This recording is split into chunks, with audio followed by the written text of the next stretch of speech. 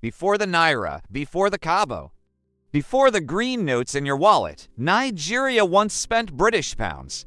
Yes, the same currency used in London. This fact explains more about Nigeria's past than you might think. Money is never just money. It's power, it's control. In Nigeria's early years, that control was not fully Nigerian. Before independence, Nigeria was under British colonial rule. Naturally, Britain controlled Nigeria's economy. When Nigeria began using its own currency in 1959, it wasn't truly independent. The Nigerian pound was tied directly to the British pound sterling.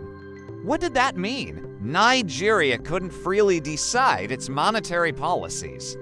Interest rates, currency value, and economic direction were still influenced by Britain.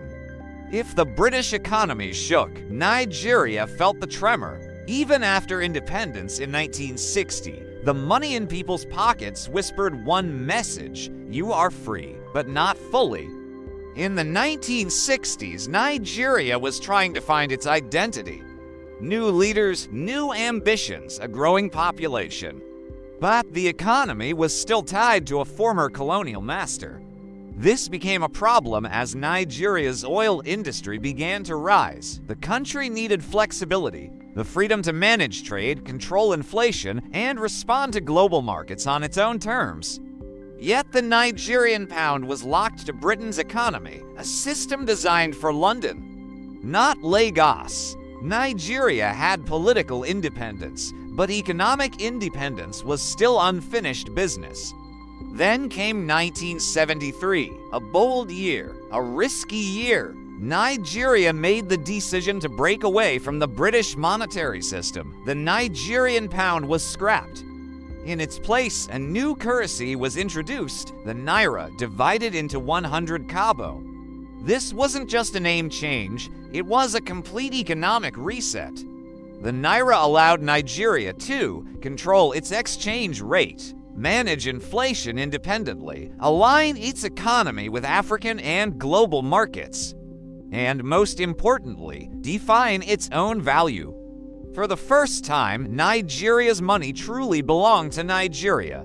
The name Naira came from the word Nigeria itself, short, simple, local, even the design told a story. Nigerian leaders, cultural symbols, national pride printed on paper. This wasn't accidental, it was intentional. Nigeria wanted a currency that looked Nigerian, sounded Nigerian, and felt Nigerian. Money was now a symbol of sovereignty. Changing from the pound to the Naira wasn't about rejecting Britain, it was about completing independence.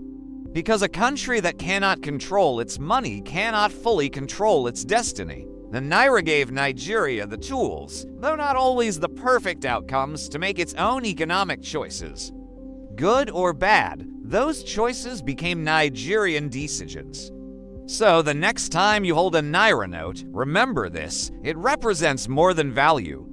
It represents a moment Nigeria said, "We are done borrowing identity. We will decide our worth. We will write our own economic story." Because true independence doesn't end with a flag. Sometimes it begins with money.